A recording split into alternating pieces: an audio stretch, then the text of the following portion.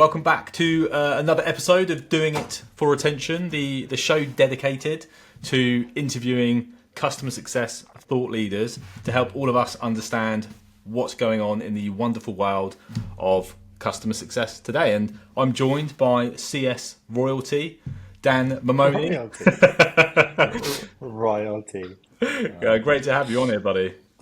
And yeah, it's good to see you again. Nice surprising you the other week at Splunk headquarters. Oh, yeah. You're over the moon seeing me. I was, but then you left when I started the panel. Yeah, I did brief you. I did give you a heads up. I wasn't upset at all. No, No, that was good actually. Followed me. Yeah, that was a really good event actually. Shout out to Splunk for hosting that. Very good. Good. Awesome. Well, look, for those who don't know who Dan is, so I'd say you're a bit of a powerhouse when it comes to all things customer success. You are not a self-proclaimed, but actually a recognised CX thought leader.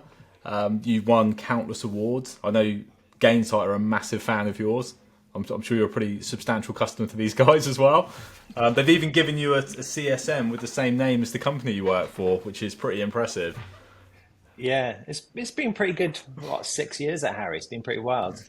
I remember working back in the day. Someone said to me, "Perception is 9/10 of the game," and like this is exactly it. People think I'm great. Which is great. Oh no, I know you. No, Yeah. You're doing some awesome stuff, and that's substantiated when I've sat at events like Gainsight Pulse, and you've just done some awesome talks that seem to be a little bit ahead of what a lot of people are talking about, and you're giving real world examples, especially when it comes to technology and AI, and that's something I'd love to dive into. But Dan, first of all, give us the high level. Tell us a little bit about you and Harri as well. Yeah, so my role at Harri ultimately is heading up CS and Ops. It's a global role, so I get to touch the team across the US, UK, and EMEA, which is great. Working across the globe. But yeah, grown up from pretty much day one in technology, nearly 6 years ago now. I entered this space not working in software. Worked in operations, so working with people, a lot of people across a lot of restaurants. So very domain expertise in the space that I'm doing, which has been quite great, quite relatable. But imagine joining the business and being like, what's an API? Yeah. Like that's where I started. It's wild. But the good thing that my background, I worked at Starbucks franchise, which is amazing working with an owner operator, like very precious on guest experience and bottom line to getting that right. And then before that, Jamie Oliver Restaurant Group, where I kind of grown rapidly in this kind of leadership space. From a general manager to regional ops, so running 18 restaurants at the time. So that's quite substantial about revenue and huge amounts of team, where at least 100 people in each of these sites. So yeah, that was great. In my late 20s, looking back, it's like, wow, late 20s doing that sort of scale of operations is quite insane. That's awesome. But yeah, transitioned then to hospitality. But yeah, it all started by making, my first job was, I used to love playing football on the weekends. So I had to find something that fitted within that. So my job was washing ice cream buckets. So I worked in an ice cream parlor, a cafe, and washing ice cream buckets on a Saturday afternoon. Bank holiday weekend is like, you're starting tomorrow, and this is what you're going to be doing, and that was it. Amazing. And then I got promoted to barista, so I started making coffees after 6 months. And when you're 16 years old, you just think you're God. On the counter making coffees. Yeah, big shout out to Verdi's in Swansea, South Wales. So love it. Yeah. So how did you, and actually we'll get on to coffee in a minute because I sent something in the post, but how did you go from working in that space to actually transitioning into software? Like, how did that happen? Did someone call you up and say, look, we've got a role, they want domain experience? Did you know someone in the business? How did that come together? Yeah, well, through connections over time. Hospitality has high turnover, and it's really important that you keep close relationships with whoever you work with, right? So when I was back at Jamie's in the recruitment team, there's a lovely lady, Louise Gallant, and she moved on then to set up, she worked in multiple different places, but she set up her own recruitment agency at the time. And I was at Starbucks, I was relatively quite happy, not sure what my next step was going to be, but I wanted to get into the world of franchising because it was different to where I was prior. And she just reached out and she was like, "Have you heard of Harry?" And I thought it was another franchisee, right? A Yeah. bloke's name, right? Someone, Yeah. someone running a business. And I was like, "No idea what you're talking about." Yeah. And she was like, "Tell me about them." They were an applicant tracking system in the UK market. They had a handful of customers back then, just started on bringing on some enterprise customers. Amazing. And she started reeling off these brands, Mitchells and Butler, Radisson, Big Table Group. And I was just like, wow, these guys are huge. Yeah. And for this little startup. So obviously interested. And she was like, look, I know you loved tech at Jamie's and you implemented systems here and you're involved in the first Deliveroo launch for the company back then and implementing systems. And Amazing. would you be Yeah. interested in talking to them? So went away, started looking at what they were doing, and back then they had a great story on their website around Yeah. the employee experience, the culture, the giving time back to managers. Yeah. Even 6 years ago, they were talking ahead of like a one system to do all of this stuff. And as an operator, I was like, all I'm doing is logging into 20 different systems Yeah. today, trying to manage my workload, trying to understand where my labor cost is. Yeah. And all this could be in one place. This sounds incredible. So went through the interview process. It was over a couple of months, very startup. Right. Took a long time. You know what it's Yeah. like with Lots of chats. interview. Lots of chats. Yeah. Spoke to Luke, the CEO, as he's boarding a plane at one point, and it was like, this is startup. This sounds Yeah. insane. Yeah. So more I spoke to them, went to go to their head office in London. I was just like, I need to get in here. Like, this sounds amazing. And they were going to launch their scheduling platform. So as an operator, you live in schedules. You Yeah. need to manage your labor costs, etc. And the role ultimately was to come on board and lead the customer success team in this domain, Amazing. and around the scheduling piece. So yeah, joined the business a couple of months later, just after Jackson was born. So credit to my wife. It was 1 week later into a new job, and now I'm commuting to London from Bath every day. I'll see you on the weekend. So yeah, that was how I kind of transitioned over. And yeah, starting at Harry's a wake up. It was like, I do not know anything about technology. Yeah. Like the terminology used here, there was a glossary of terminology flicking through. Like, Yeah. I fell out of my depth quite quickly. And the team were pretty unstable. There had been no leadership back then. And Yeah. yeah, I remember it being quite difficult, but like I tend to relate with people quite quickly and build teams around me, Yeah. which is great. But after my first month, my line manager, who was the VP of success, left. Wow. And I was like, reporting then straight into the COO. And we had a call, and I was like, just let me take it, let me run with it, and kind of grew from there. So Yeah. I don't know what an API is, but let me take it. Yeah. I learned by that point what it was, at least. Yeah. But I used analogies, because I was like, right, how I learned best by trying to relate stuff in my Yeah. head. So I was like, an API is like working in a restaurant. The customer is here. The waitress is the API. So what she's going to do is take the order from the customer, go to the kitchen, get what you need, and then come back with what you asked for. Yeah. And I was like, and then they're like, sometimes it's bugs, sometimes wrong stuff turns up, and like, I love it. That's great. yeah. So try and come up with some analogies along the way. That's awesome. But yeah, and then just kind of scaled up the support team, implementation team. Yeah. Which is looking for new expertise, looking for people that could bring expertise in, because I didn't know what I was doing.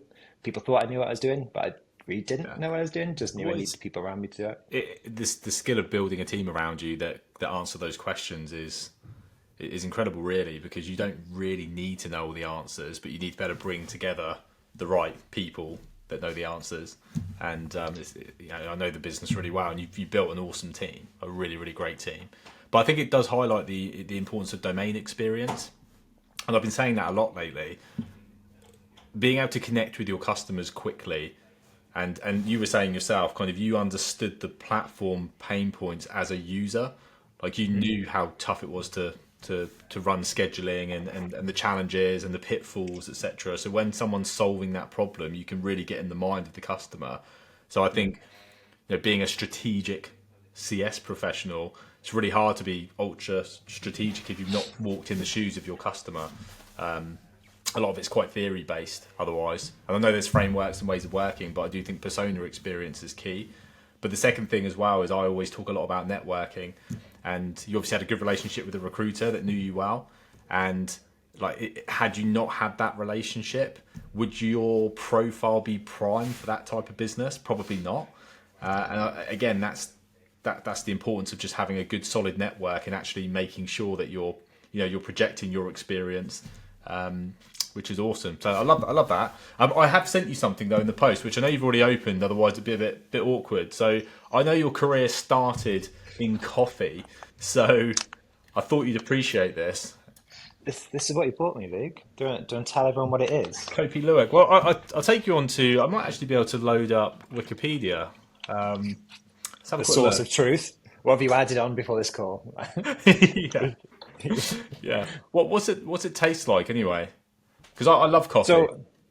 So the Starbucks taught me a lot. Everyone thinks Starbucks is this huge, monstrous chain, but they do incredible sessions with their team members around like coffee tasting. So every morning they should open up a new bag of coffee, not just a standard grind, but they got so many on the shelves there, and they do a coffee tasting session. So Right. what I've done this morning is ground 22 grams of coffee in my nice bean to cup. You may try having £50 worth of this coffee, I think.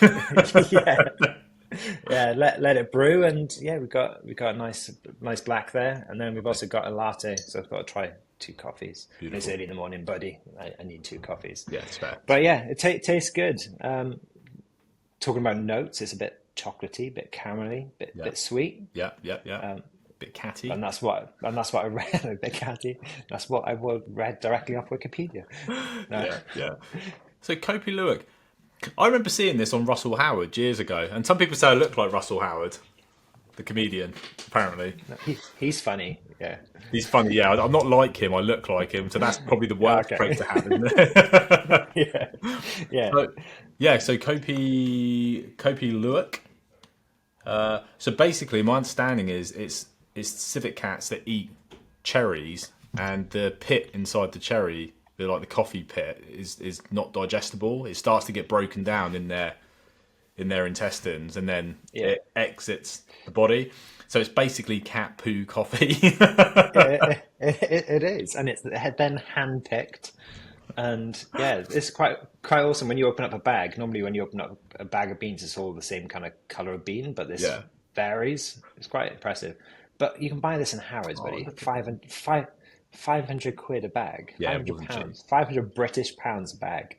They're actually quite sweet, aren't they?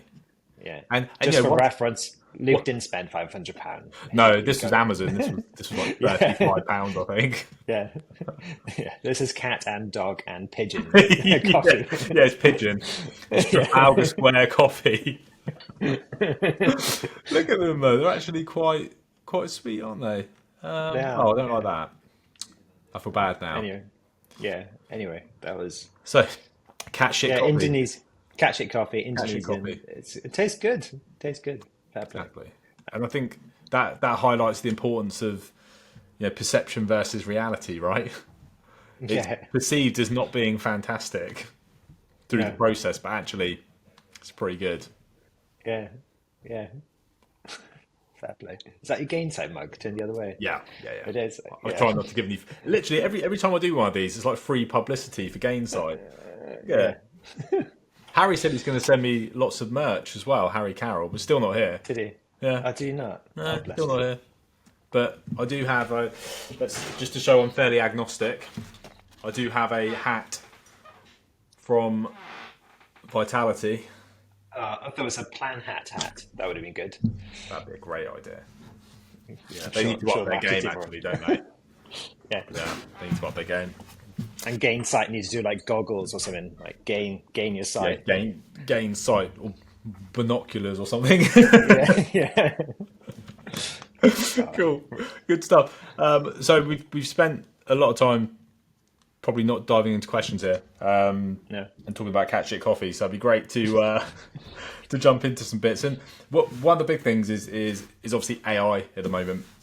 I said to you before the call, lots of people are kind of talking about it and theorizing, but I don't necessarily, maybe it's just the conversations I'm having, but I'm just not seeing a huge amount of action and kind of recommendations. We're doing this that sits kind of outside like your chat GPTs and that sort of stuff. So I know you're a real AI advocate. I know you've worked with some really cool consultancies as well, which are doing some great stuff.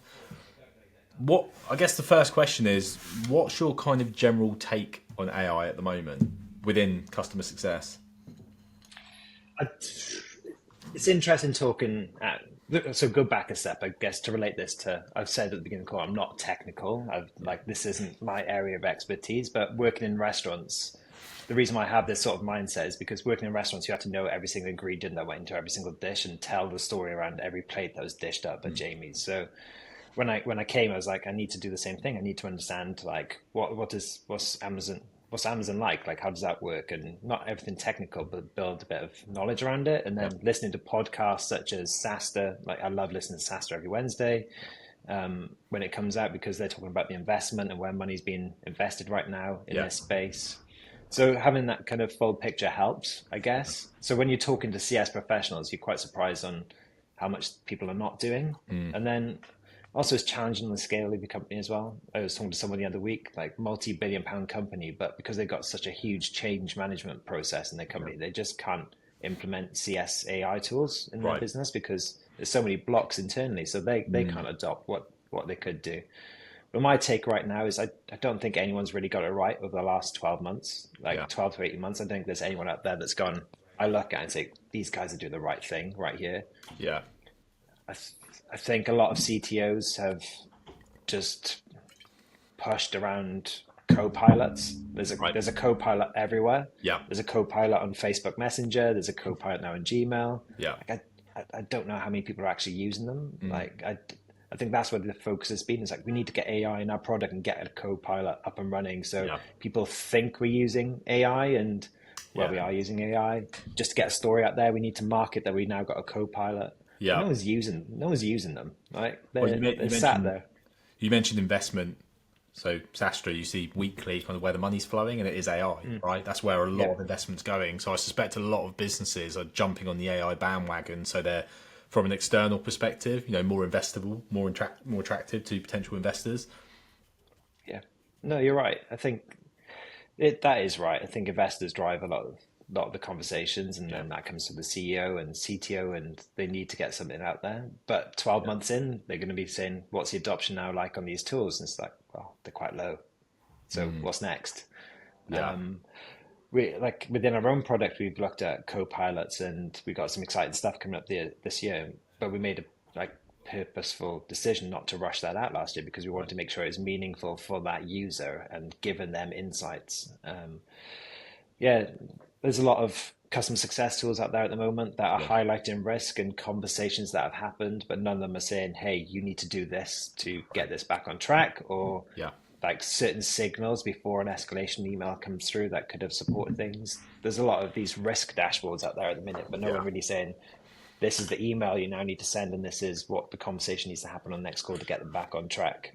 And what do you think that is, though? Why do you think it's not kind of quite got to that level yet? Complexities in the models, I think there's so many nuances, and I think that's why CS is a human first business. There's different businesses saying CS is AI first, it's technology, like it's not, it's human first. And even at Harri, over the years, we've done so much around making sure we have decks for EBRs that are so complex with all the adoption data, the NPS data from certain users, CSAT from certain releases. And but it's like, we've got so obsessed with decks now. And then we're looking at tools to bring automation in for, let's automate these decks. So it's got all the data in them. And it's like, do you just need to talk to people? I put a post out about this the other day. It's almost like data versus genuine sentiment. Like the data is an indicator of how someone might feel, but actually ask the question. Do you feel like you're getting value out of the product you're using today? I don't know. Oh, you gave us a 10 on the NPS though. Yeah, I'd recommend you, but I don't know if I'm getting value. It's difficult. It is difficult. Yeah. Can you point to any businesses, and you kind of already answered this, but any businesses that are getting closer, like something you've seen where you think, actually, no, that's quite forward thinking? Gainsight's acquisition of Staircase AI interested me. We had a run with it for a month over January. It interested me. I think it's the first step in this space. Yeah. But there's not a lot out there right now, and the next thing has to be something that gives us insights around what to do and how to do it and what behaviors to bring. Yeah. Okay. Tech wise, is there anything that you've beyond kind of staircase that you've experimented with and you think there's there's almost it's almost at a point of value. It's almost something you recommend people trying out. Is there any particular tech that you would really rate? Yeah, we've just with our support teams, we've got a high touch support structure. It's Right. through Zendesk, and Zendesk is incredible, but we Yeah. wanted like chat on the front end for our users. Yeah. So we brought on Embrace AI. Okay. It's quite a small group. You've probably never heard of them until now, but they're quite recommend to have a look. Are they like the But guys? Are they similar to like an intercom? yeah, sort of, but they're more of a knowledge base expertise, so they Oh, can okay. crunch multiple different knowledge bases. Because the challenge we had at Harry is that our knowledge is so spread out across Yeah. the business. It's in Confluence, it's in Zendesk, it's in Intercom from Historics, it's on our Harry community now through Gainsight. It's Right. there's so much information everywhere, and it's how can you get this information to one place? So Embrace is supporting us do that. That's cool. So that's been quite interesting working with those guys. I haven't been involved with it directly. It's been Ricardo and the support team at Harry, but that Yeah. looks quite exciting Yeah. because we work in the payroll space and Mm. in labor and scheduling, and everything's week by week. You have to pay people on time, and we have to get the answers to people at the right time Yeah. and get the right answer for them and escalate only when it's required. There's so many things now where you get an email, you create a support ticket, and you get an email straight away saying, "Hey, your case has been looked at." And then 3 days later, it's, "Oh, I've now had to escalate this to tier two." And it's like, great, I'm not getting what I need Yeah. here. And Yeah. I've raised this case because I can't find the information myself and I need to find out now. So AI is going to help us hopefully improve the experience of our users in that space. Yeah. That's great. And I think we've all experienced, especially from a support perspective, we've all experienced some of the frustrations of companies trying to implement technology almost a bit too quickly. I think I had a problem recently with my bank. So I'm with Amex, and my card got blocked on the transaction when I was out. And it wasn't a particularly unusual transaction either, but I got a message that I had to go through, right, I need to call this number, speak to this person, quote this number. But then they also had a chat function, so I thought I'll just go back on the chat initially, and it was such a frustrating user experience. I was sat in the back of a taxi, I needed to make a purchase. It was basically for the hotel. Yeah. So really really quite frustrating, and whenever I speak to people there's that, because we have it in our recruitment CRM as well. I won't shout them out, but they were bought by a larger entity, and when we originally signed up they were great, but now everything's becoming very automated, so we don't have a CSM anymore, and we're a 4-person business, so it doesn't make sense. Like, we recruit in CS, probably not, but there is no kind of touch point unless they're trying to sell you something, which that really annoys me. And if you have a problem, even if you have to set up a new user, you cannot do it simply. It takes days to set it up, where it used to be immediate because you just do it through the platform, but now you have to have some level of interaction with someone. You go through their chat function, speak to an agent, speak to an agent, speak to an agent, tries to solve the problem for you. And I'm genuinely going to bin them at the Yeah. end of the year, because it's just like, it's really frustrating. Yeah, but that's the challenge, right? I think a lot of businesses are getting distracted by certain tools to drive efficiencies. But big thing at Harry when we implemented Gainsight and things that we've done Project Lando to drive efficiencies in the business. But Yeah. it's like, let's look at the bigger picture and what we're trying to achieve here and make sure it hits multiple avenues Yeah. because otherwise you'll fall flat. The good thing about chatbots and things like that, there's always triggers built into them. So if you type in escalate, a lot of the time, depending on what model they're using, it'll escalate to a tier. Oh, I okay. think, I didn't know yeah, that. That's quite a yeah. good little tidbit But there. yeah, Interesting. but not to say that's the solution, right? Because everyone's going to start writing escalate and Yeah, yeah. you're not But frustrations. but I think everyone would as well. Mm, And yeah, I probably share the same sentiment. And we don't do enough with technology beyond recruiting for tech businesses. But when it comes to these types of platforms like chatbots, and there are now similar but voice led bots as well. Not your typical phone the bank and it's really automated, but actually you can have a conversation with AI. I think Tesla did something really cool with it when you were like booking a test drive in, and I don't have a Tesla. And it's kind of bringing you closer to not knowing whether or not you are speaking to a human. And I think once yeah, they can, I still think there's going to be that kind of blend of both. But once you can get to a point where you're questioning, is this a person or not? I think that's when they're getting it right.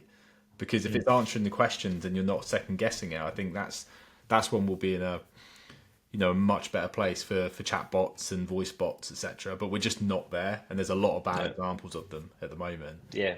So I think it was Intercom that were at the customer conference, and it looks like their tech is pretty impressive at the moment as well. Little free shout out there, but check them out. Yeah, you're right. And they're talking about in this space now to have, they're talking about the SaaS model, the subscription model dying, and it now becoming an outcomes-based model.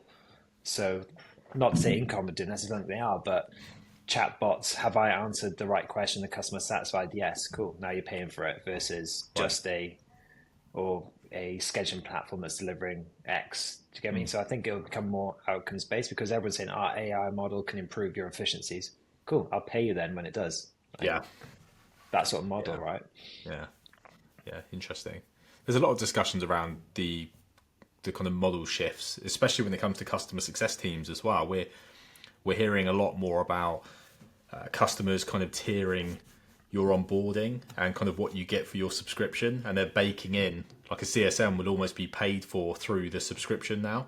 So if you want a great experience, you pay for it. If you want the CSM, you pay for it, and they're almost kind of baking that into the commercial model. And I know that's kind of done anyway when you've got different tiered accounts, mid-enterprise like accounts, but they're almost pricing it in and showing that to the customer up front. Is that something you've seen before? I've seen it. We're not doing it at Harri. No, but then it depends on the product and the value prop that a company has as well, right? Because if it's not sticky, everything can be found easy, they're chatbots, then why charge? What is the value-driven outcome with that CSM being on the account? It's different by every account, right? Yeah.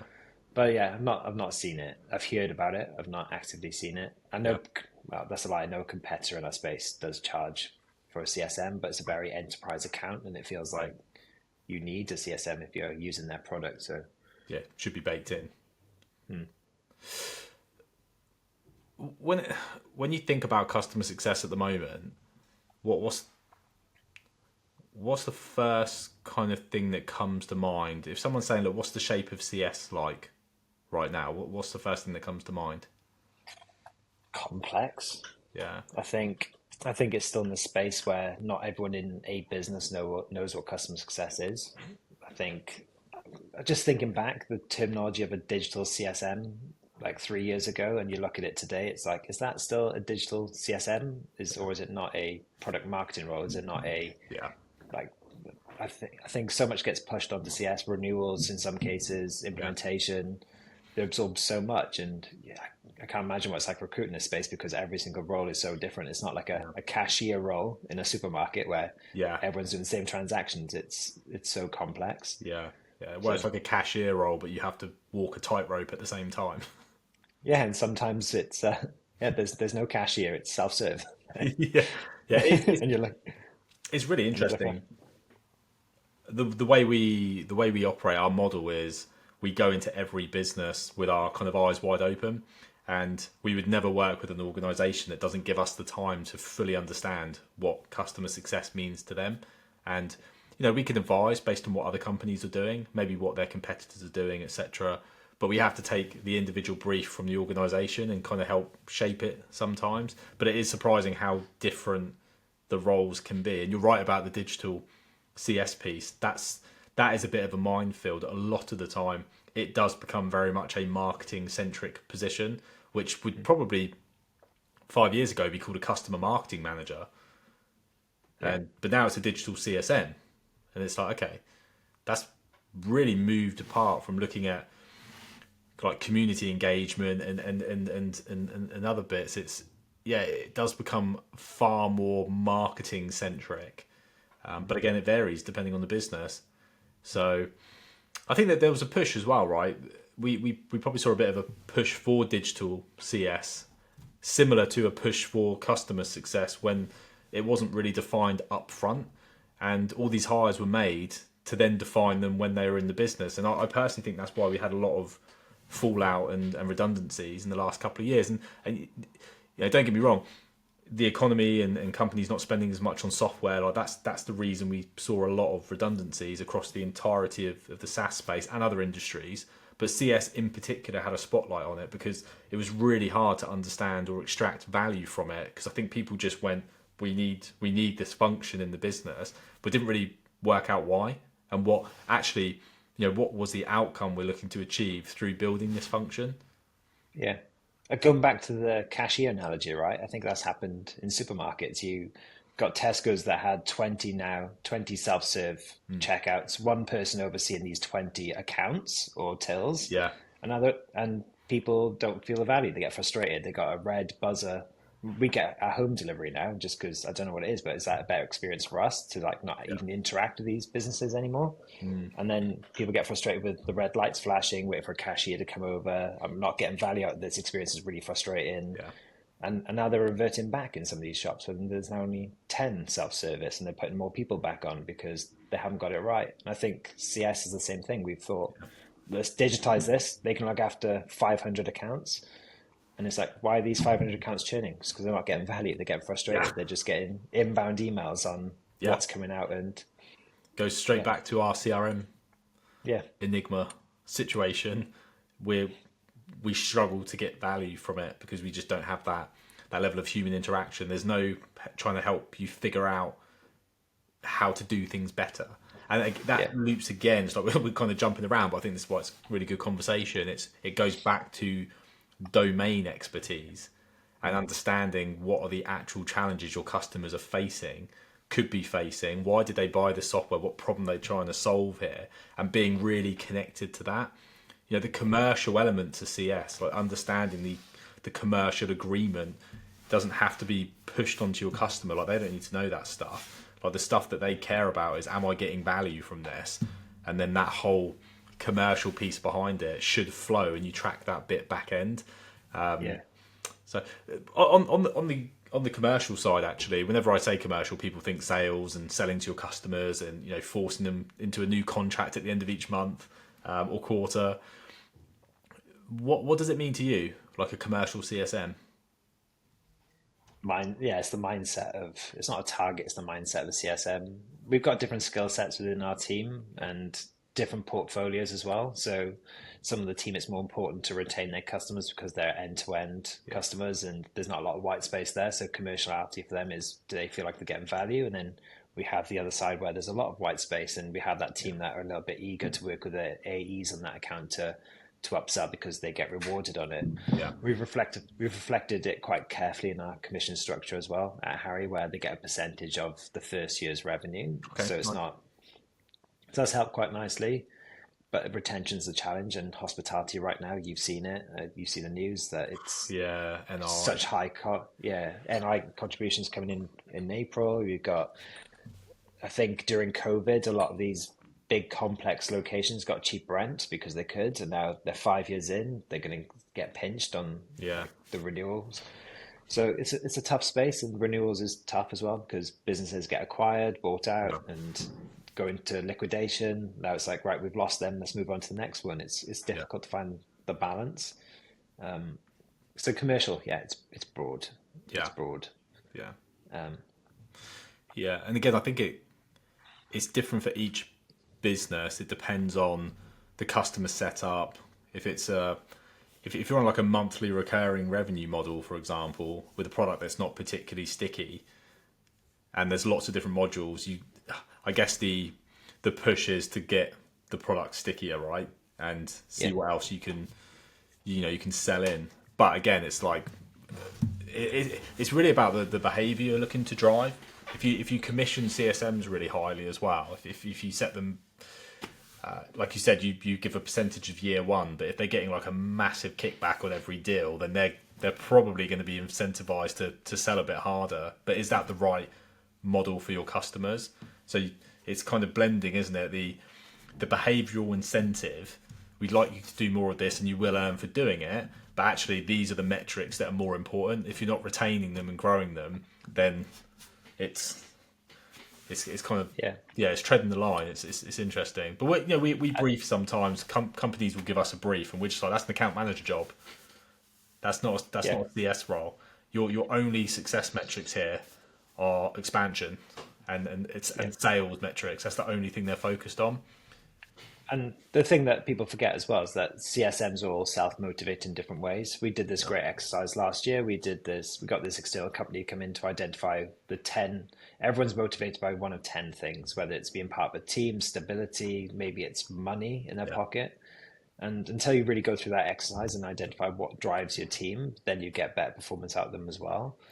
Because the year before we put in a commission structure, it's like, well, only 30% of the team are actually getting commission here. And as well, 70% of the team aren't motivated by that. They're customer centric. They like to spend time with their customers. They've got a great renewal rate. So is it the right commission structure? Because I'd rather customers stay than not. And I've had that conversation multiple times, is how much of our revenue comes from current customers?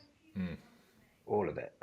Yeah. So yeah. Someone posted something on LinkedIn recently about, I'm trying to remember the wording of it. I'm going to totally butcher this, but it was just CSMs really do need to understand their value to an organization.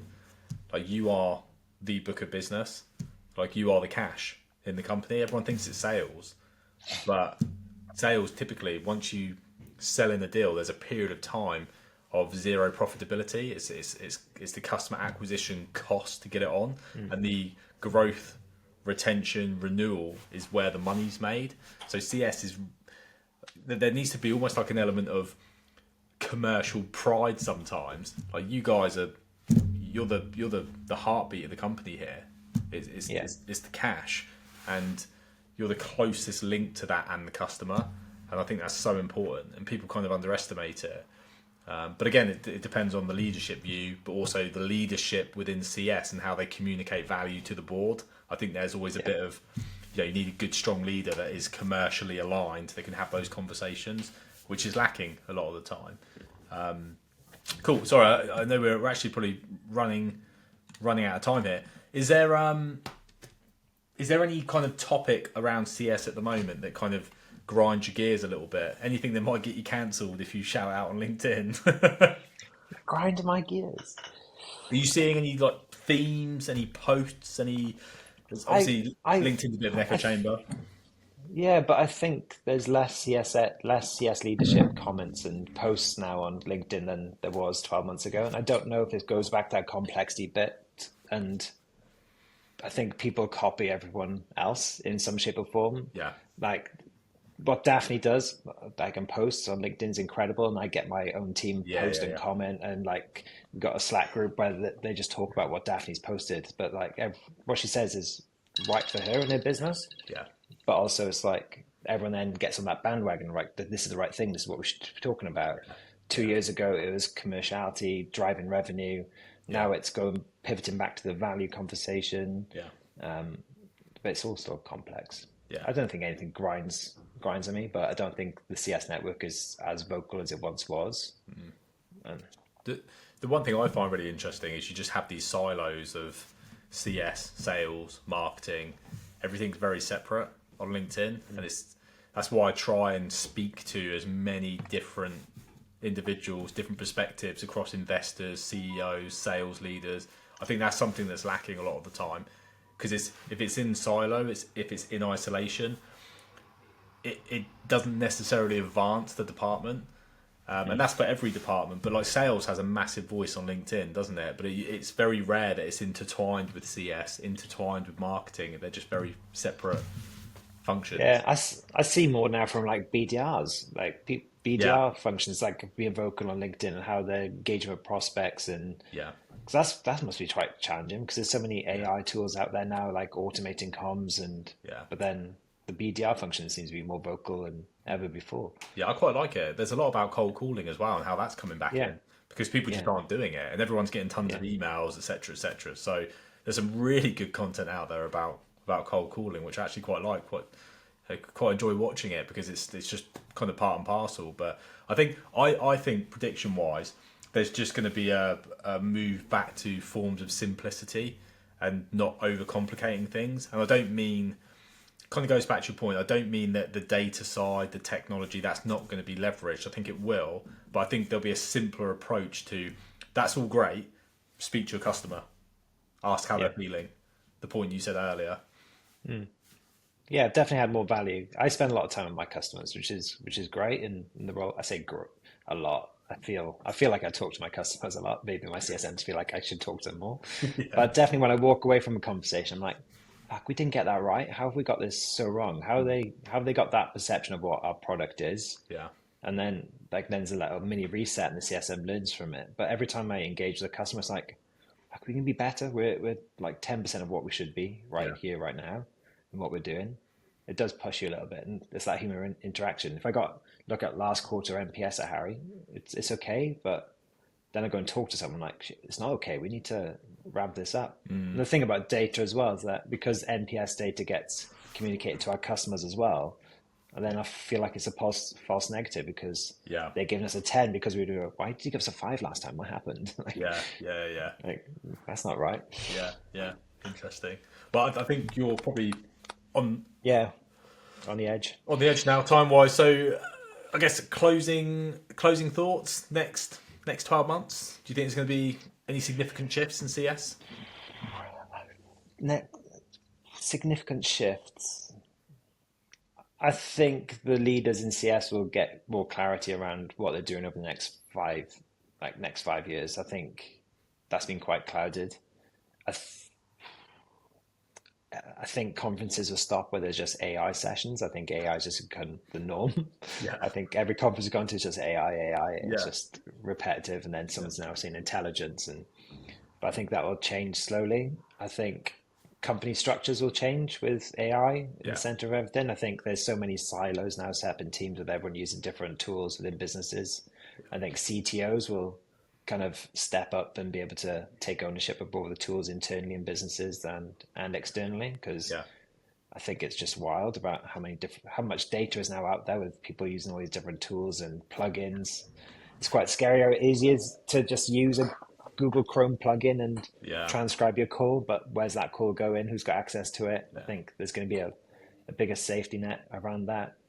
I think the US is going to lead a lot of this. I think Trump being where he is now and Elon supporting and that whole efficiencies in governments, I think there'll be a huge thing on the back Yeah. of this around what the next wave of AI is and what efficiency is as well. But I think there's going to be countries that go back and put more protection in place around AI, because I think more is going to come out, Yeah. especially when economies start changing and layoffs are more because of AI. I think Yeah. there's going to have to be some pause or some restriction in place around what's being used to Yeah. protect economies. Awesome. So Well, Dan, thank you so much. I'll wrap it up there, buddy. But always a pleasure. We'll jump on again very soon. But sounds good. how can people find you, Dan? How can people find me? I live in the deep depths of the Cotswolds. I'm not very. Yeah, not random to find you. But No, we'll add your details yeah. so people can give Yeah, you a follow on LinkedIn. Yeah, Put some on great stuff LinkedIn. out. Yeah. Catch you in a bit. Cheers, buddy. Thanks so much. Catch you soon. Bye bye.